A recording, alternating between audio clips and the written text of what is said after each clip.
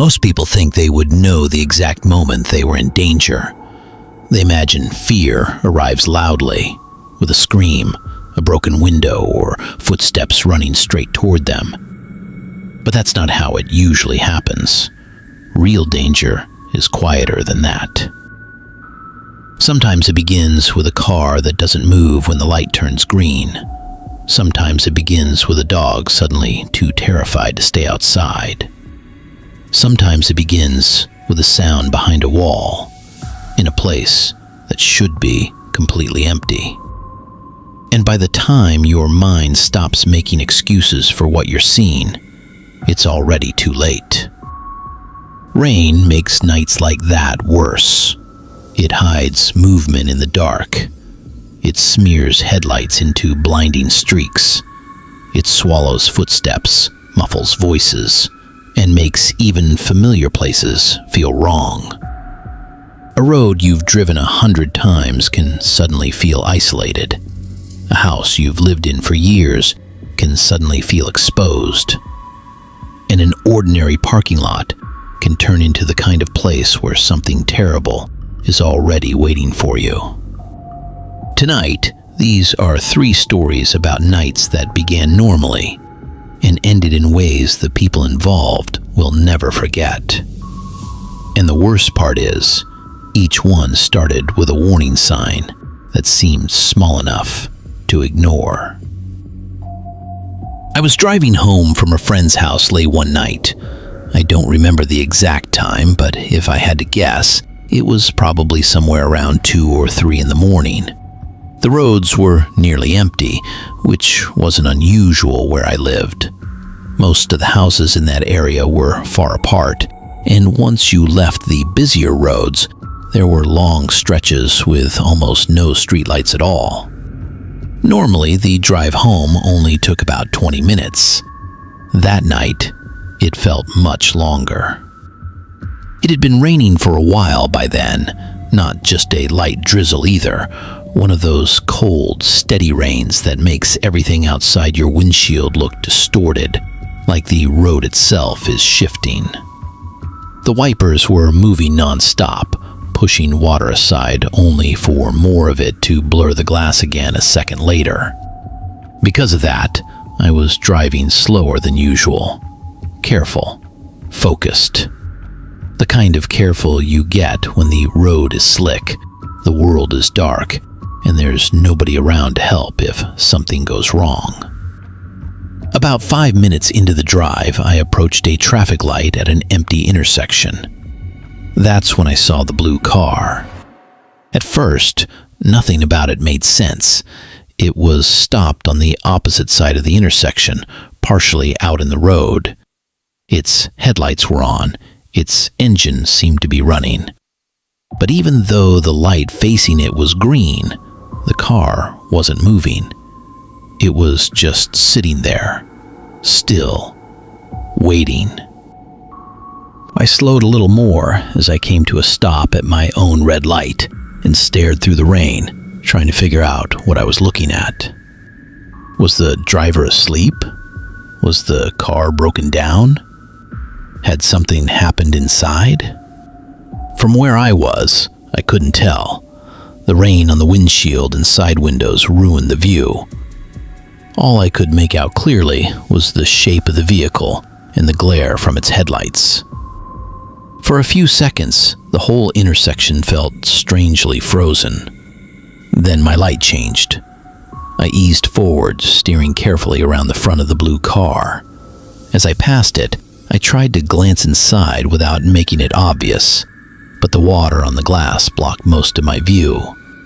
I thought I saw movement, but I couldn't tell if it was someone in the driver's seat or just shadows shifting in the storm. A few seconds later, I was through the intersection and back on the road. Then I looked in my rearview mirror. The blue car had turned, and it was following me. That was the moment the feeling in my chest changed. Before that, I had only been confused. Now, I was uneasy. I tried not to jump to conclusions. Maybe the driver had just been distracted. Maybe they were looking at their phone or trying to decide where to turn. Maybe it was a coincidence that we were going the same way. That's what I told myself. But deep down, even then, I knew it didn't feel like a coincidence. I kept checking the mirrors as the car stayed behind me. At first, it followed at a normal distance. Then, after about a minute, it began creeping closer and closer. Its headlights grew larger in my mirror until they became almost blinding. Soon, it was following so closely that I could barely make out the shape of the car itself anymore.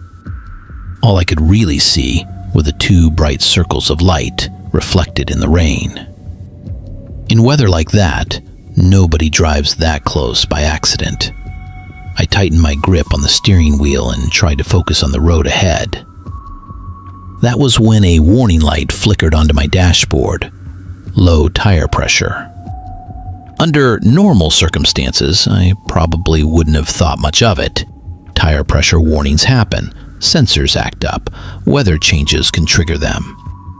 But with that car still practically attached to my rear bumper, the timing felt wrong. I checked the mirror again. Still there.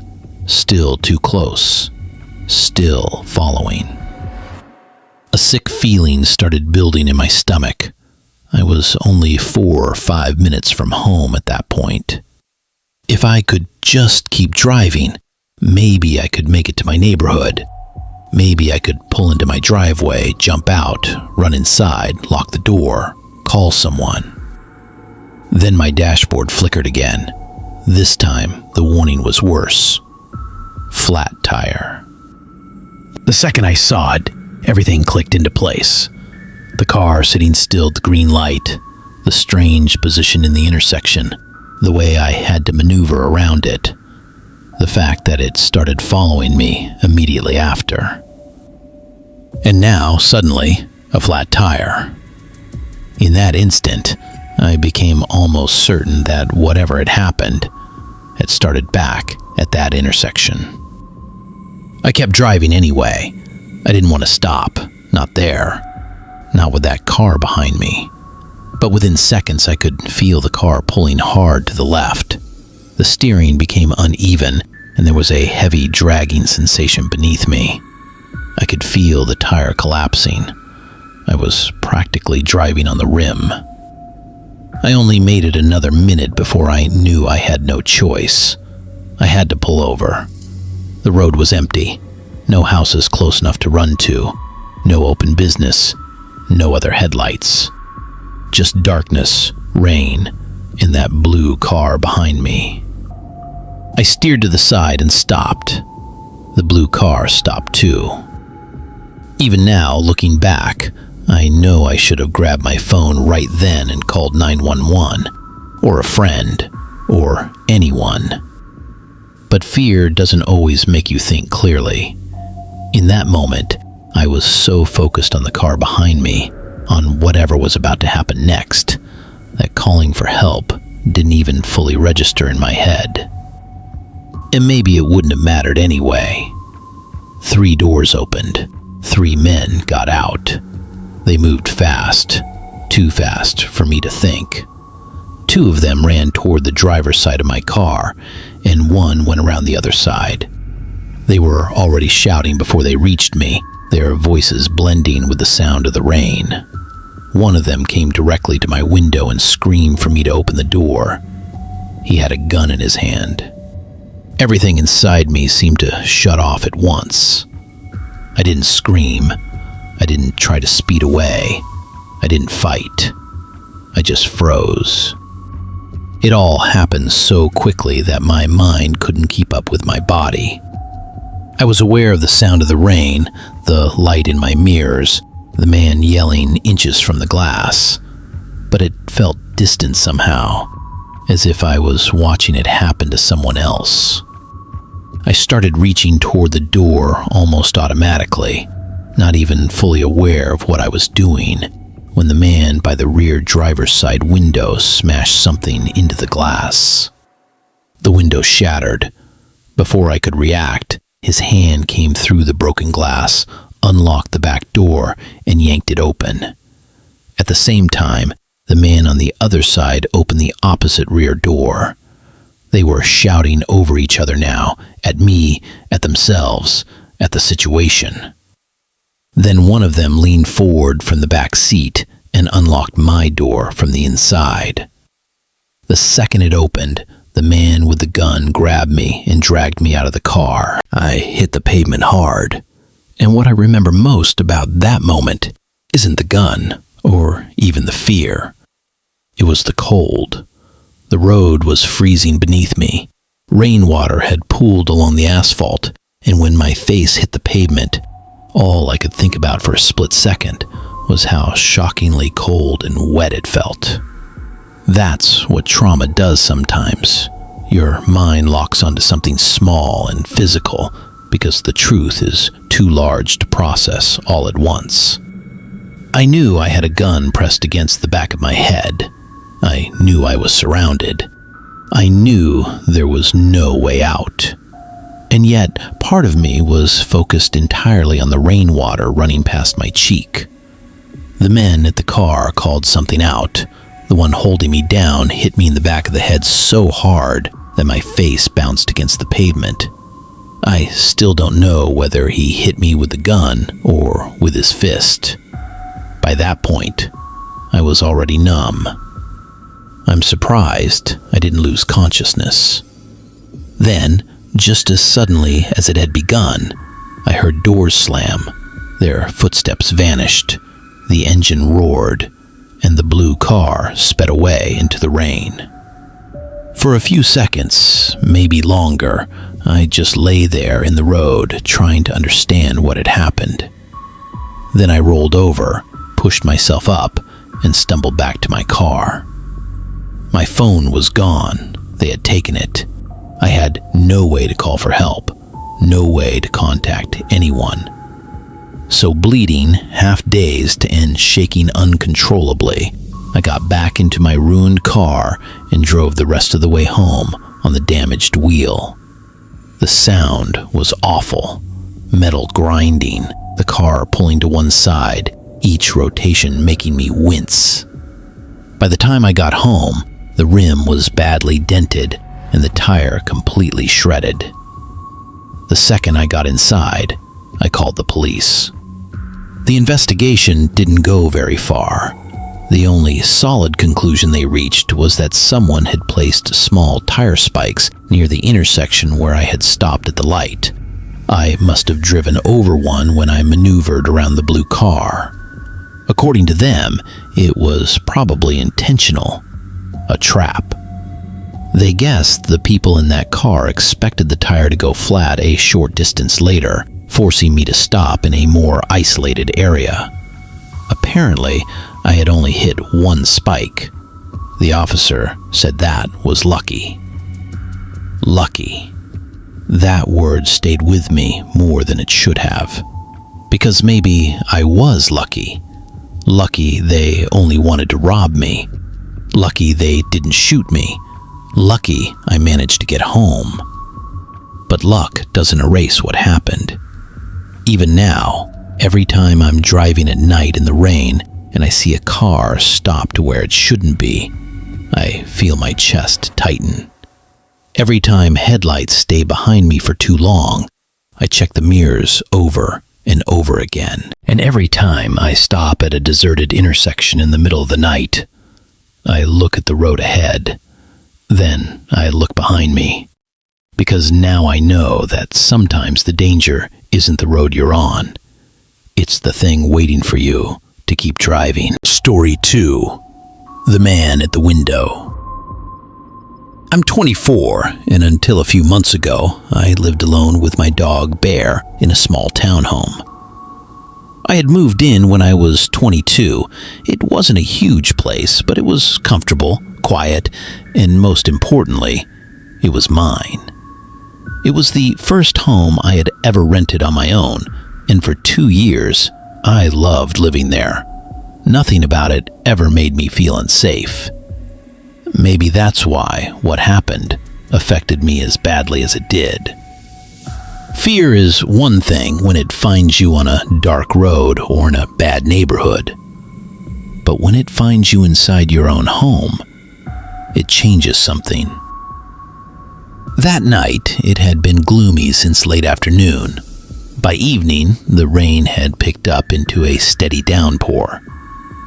It was my day off, so around 8 o'clock I was sitting in the living room scrolling on my phone, half listening to the weather outside. Bear had been sitting near the back door for a while, staring out into the yard. After a few minutes, he started whining and trotted over to me, which was his usual way of telling me he needed to go outside.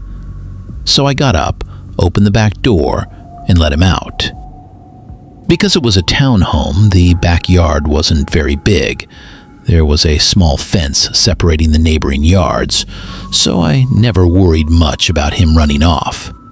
And Bear isn't a large dog at all. He's small, fluffy, and more likely to look like a stuffed toy than anything remotely threatening.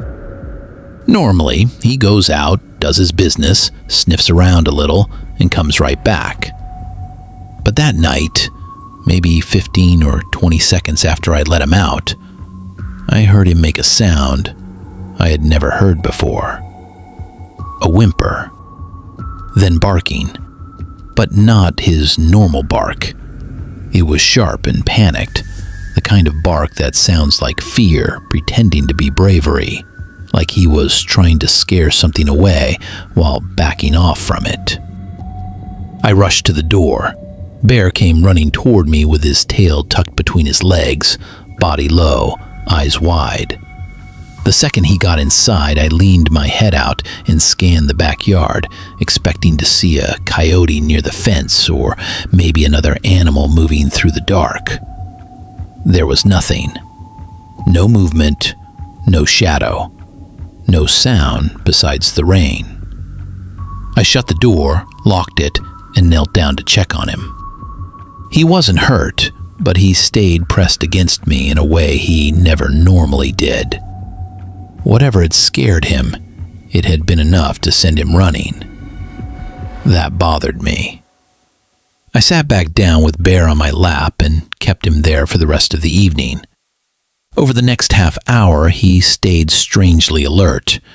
Every few minutes, he would lift his head and stare toward a different part of the house. A window, a door, the hallway, the kitchen. Each time, he would go still, listening. At first, I told myself the storm had him on edge. Then, after maybe 45 minutes, Bear suddenly turned and stared at the window directly behind me. His ears lowered. A growl rose in his throat. I turned to look, and on the other side of the glass, only a few feet away, was a man staring in at us. He was close. Far too close. For a second, we locked eyes through the window. I couldn't make out every detail of his face because of the darkness and the rain, but I could see enough to know one thing for sure. He had not just walked by. He had been standing there, watching me. I screamed and stumbled backward. The man turned and sprinted away down the side of the house, disappearing into the darkness before I could even think about opening the door or calling out. Bear exploded into barking. My hands were shaking so badly that it took effort just to close the blinds. I rushed through the house, checking every other window and making sure each one was covered. I listened for movement outside, for footsteps, for anything, but the rain covered everything. From the quick glimpse I had gotten, I didn't recognize him. He wasn't a neighbor. He wasn't someone I knew. And I couldn't understand why anyone would be standing outside my house in the rain, silently staring in through the window. Bear eventually seemed to calm down a little, but not fully. He stayed close to me and kept glancing toward the back of the house. I stayed up longer than usual that night, just in case. Eventually, though, when nothing else happened, I went upstairs and brought Bear into my room with me. Even after I got into bed, it took a long time to fall asleep. I kept replaying the same image in my head. That face at the glass. That stare. The fact that he had been standing there long enough for Bear to notice him before I did. At some point, I finally drifted off. I don't know how long I had been asleep when I woke up. The room was dark, quiet. Bear was no longer beside me. He was standing near the bedroom door, staring directly at it. For a second, I was too groggy to understand why that felt so wrong. Then I heard a voice. A man's voice. It was coming from downstairs. A few seconds later, another man answered from another part of the house. Every bit of sleep vanished instantly. I sat up, listening. Then came footsteps. Not careful footsteps. Not whispers. Not someone sneaking. Heavy footsteps. Casual. Moving through my house as if they belonged there. My bedroom door was locked, but in that moment, the lock suddenly felt meaningless. I slipped out of bed, went to Bear, and picked him up. He was trembling. I carried him to the corner of the room behind the bed and crouched there, trying to stay quiet, while my heart pounded so hard it felt painful. At first, I could barely think. Then something even worse occurred to me. I hadn't heard any footsteps or voices for the last minute. The silence felt deliberate. I took out my phone and called the police, whispering as softly as I could while giving them my address. While I was still on the line, Bear gave a low growl. Then he started barking. And right after that, I heard footsteps on the stairs. 2 sets. They were coming up toward me. I begged the operator to send someone immediately. The footsteps stopped outside my bedroom door. The 2 men spoke to each other in low voices. I couldn't make out much of what they were saying, but I knew they were right there, separated from me by nothing but a door and a lock that suddenly felt painfully weak. Then one of them spoke louder. "Hey," he said, "we just want to talk." I didn't answer.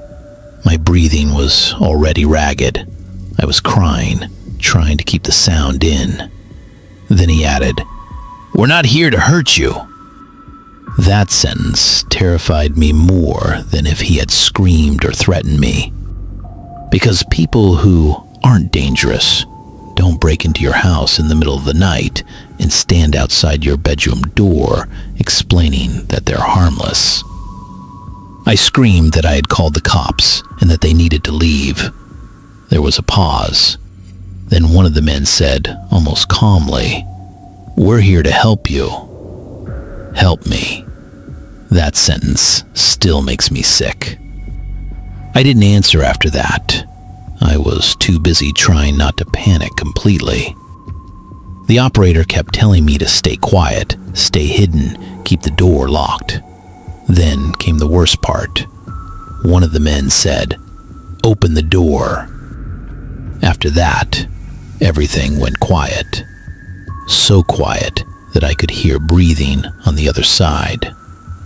I sat there frozen, clutching Bear, staring at the bedroom door while the rain hit the windows and the house seemed to hold its breath around me. Then I heard footsteps going back down the stairs. Just one set. That's what terrified me most. I only heard one of them leave. I kept waiting to hear the other person move, but I didn't. No footsteps, no voice, no creak of the floorboards, nothing. Then, faintly in the distance, I heard sirens. At first, I thought I had imagined them. Then they got louder. Relief came in a rush so strong it made me dizzy. Someone was coming. Someone was actually coming. As the sirens grew closer, I heard movement downstairs, running footsteps, fast, heading toward the back of the house. But once again, I couldn't tell how many people were moving. It all happened too quickly. The police arrived and entered the home. I heard them clearing the downstairs, then the stairs, then the hallway. When they knocked on my bedroom door and identified themselves, I still hesitated. Some part of me was convinced the second man had never left. When I finally opened the door, it was really an officer standing there. The first thing I told him was that I thought someone might still be inside. He led me downstairs, while another officer continued searching the house, checking every room, every closet, every hiding place. They found no one. The only evidence they could locate were wet footprints throughout parts of the home and an unlocked downstairs window that may have been how they got in. To this day, I don't know if I had left it unlocked earlier or not. I honestly couldn't remember, and that uncertainty only made everything worse. Because what stayed with me wasn't just that two men had entered my home. It was that I was absolutely certain I had heard only one of them leave the upstairs hallway. Maybe I was wrong. Maybe panic distorted what I heard. Maybe the storm drowned out the second person moving away. But I never believed that completely. For weeks after that night, I barely slept. Every sound in the house became suspicious. Every hallway felt occupied. Every time Bear stared too long at a corner or at the top of the stairs, my whole body went cold. I moved out 3 months later. I couldn't stay there anymore. There were too many unanswered questions. Who were they? Why were they there? Why was one of them watching me through the window before they came inside? What did they mean when they said they were there to help me? No one was ever identified. No one was arrested. And the police never found a clear explanation for what happened. Even now, living miles away in a different apartment, there are nights when I wake up suddenly and stare at my bedroom door. And for one awful second, before I fully remember where I am, I still expect to hear breathing on the other side. Story 3. The Store Next Door. For a while, I worked the early morning shift at a small convenience store on the corner of a local shopping strip. It was basically a smaller, privately owned version of a 7-Eleven, the kind of place where people stop for cigarettes, coffee, snacks, or lottery tickets. Nothing fancy, nothing memorable. My shift started at 3 in the morning and ended at 1 in the afternoon. I actually liked those hours. They were slow, quiet, and easy. Most of the time, especially before sunrise, there wasn't much to do besides ring up the occasional customer, straighten shelves, and take out trash. Between 3 and 6, the place was usually dead. That's why I almost ignored the first sign that something was wrong. It was the middle of winter, but in the state where I lived, winter mostly meant rain instead of snow. That morning, there was a steady drizzle, just enough to keep the road shiny and the parking lot mostly empty. When things got especially slow, I had a habit of stepping outside the front of the store to smoke. I wasn't supposed to, but there was no manager there that early to stop me. The shopping strip had maybe 8 or 9 businesses connected in one long row. None of the others opened that early. Most didn't open until 6 or 7. So when I saw a car pull into the lot while I was standing outside smoking, I assumed it was a customer coming to my store. I put the cigarette out, tossed it in the trash, and headed back inside to wait. A few minutes passed. No one came in. I walked back to the front and looked outside. A car was still there, parked a few spaces away, but the headlights were off now. As far as I could tell, nobody was inside. That struck me as a little odd, but not especially alarming. I figured maybe the driver had stepped away for some reason, or maybe I had missed them walking toward another part of the building. I went back behind the counter. 30 more minutes passed with almost nothing happening. I was so bored, I was practically zoning out. Eventually, I checked the time and decided I should at least do something useful. So I grabbed the cart and started changing the trash bags around the store. As I was finishing up, I heard a faint snapping sound from somewhere outside. It was quick, sharp, like metal giving way or plastic breaking under pressure. But between the rain on the roof, the humming coolers, and the building's usual noises, it didn't seem important enough to focus on. I barely thought about it. Once I had all the trash loaded into the cart, I rolled it into the back room and unlocked the rear door leading to the dumpster area. The rain had gotten heavier. Of course it had. I pushed the cart outside, crossed the wet pavement, and dumped the bags into the dumpster. Then I turned to head back. That's when I noticed it. The back door of the store directly next to mine was standing open. I stopped. I had never seen that business open before 6 in the morning. Ever. At first, I thought maybe an employee had come in unusually early, but the place looked dark. No lights, no sign of movement, no reason for the back door to be hanging open in the rain. I went back into my own store and walked to the front windows to get a better angle on it. From there, the neighboring store still looked completely dark and closed. I should have left it alone. I should have called the police right then. Instead, because I was bored and because it still seemed possible that someone had simply forgotten to shut the door, I went back outside and walked toward it. The doorway opened into a small utility area or closet space, and beyond that was another door leading into the main store. Everything inside was dark. The air smelled damp and stale. I stood in the doorway without fully stepping in.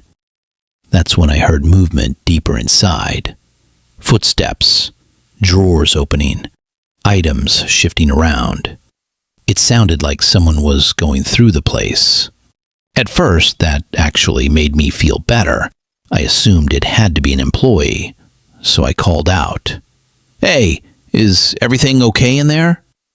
The noise stopped instantly, not gradually, instantly. The silence that followed hit me so hard it felt physical. That was the moment I knew something was wrong. I took a slow step backward out of the doorway and into the rain. And as I did, I noticed something about the door itself that I somehow hadn't fully registered before. There was no handle. Not missing in a normal way, broken off. There was just an ugly, empty hole where the handle and lock should have been. Then I looked down at what I had assumed was a wedge keeping the door open. It wasn't a wedge. It was the broken handle.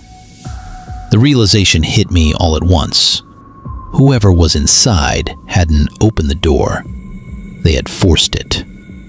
I turned and ran back to my store. I slammed the back door shut, locked it, then hurried to check the front entrance too.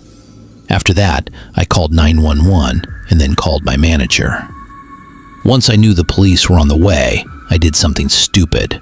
I went to the wall that connected our store to theirs and pressed my ear against it. From the other side, I could hear whoever was inside moving fast now. Things were being knocked over. Drawers were slamming. Objects were scraping across counters and floors. Whoever it was had changed pace completely. Maybe they had heard me call out from the doorway. Maybe they had heard me running back to my store. Maybe they already knew I was there, but now they sounded frantic.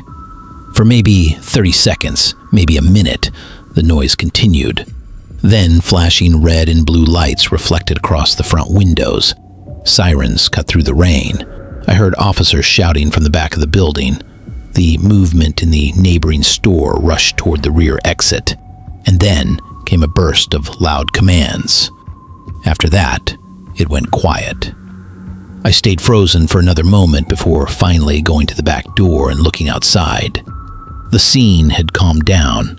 Several officers were near the store next door, and one of them motioned me over. I stepped outside and gave my statement. The man they arrested had been stealing merchandise and stuffing it into a pillowcase. According to the officers, he had nearly $6,000 worth of stolen items on him. He was also carrying an unloaded firearm and a collection of tools used to force open locks and doors. What made everything worse was learning that he hadn't just broken into the store next to mine. He had already hit another store 2 spaces down. He had been moving from business to business in the dark, working his way along the strip. To this day, I don't know whether he knew I was there the whole time. Our lights were on, so I'd like to think he wouldn't have tried coming into my store while it was occupied. But after the police looked around, they found several deep scratches on our back door handle, as if someone had already tested it or tried to work on it before moving on. And that's the part that has always stayed with me. Not the arrest, not the stolen merchandise, not even the gun. It's the thought that while I was outside smoking, half awake and killing time, there may have been a man in that parking lot watching me, watching the store, deciding which door to break first, deciding which place was worth the risk. Maybe if I hadn't taken the trash out when I did, he would have had more time. Maybe if I had ignored the open door, he would have slipped away before the police got there. Or maybe if I had stepped just a little farther into that dark room, I would have come face to face with him, alone. Now, whenever I see a car sitting in an empty parking lot before dawn, I don't assume it belongs there. Because that morning started with a parked car in the rain, and ended with the realization that I may have been one locked door away from being the next place he chose. Ending. People like to believe that the most terrifying moments in life are obvious. They think danger should look dangerous. A masked face, a shattered window, a weapon in plain sight. But the truth is much worse than that. Because real danger usually gives you a chance to ignore it first. It lets you explain it away. A car that seems broken down, a dog acting nervous for no reason, a strange sound in the dark, an open door where there shouldn't be one. And if you're unlucky, that small, uncertain feeling in your chest is the only warning you get. That's what makes nights like these so hard to forget. Not just the violence, not just the fear, not even the fact that strangers can appear out of nowhere and change your life forever. It's the realization that everything felt normal, right up until it didn't. A quiet road can become a trap. A home can become a hiding place for people you never let in. An empty parking lot can become the start of something much worse. And long after the bruises heal, long after you move away, long after the police report is filed and forgotten, the smallest things still stay with you. Headlights in the mirror, a dog growling at an empty room, breathing behind a closed door, a car waiting in the rain. Because once you've lived through a night like that, you stop asking whether something feels wrong. You start asking how long it's been wrong before you finally noticed. And maybe that's the most disturbing part of all. Not that danger can find you, but that sometimes it gets close enough to watch you first.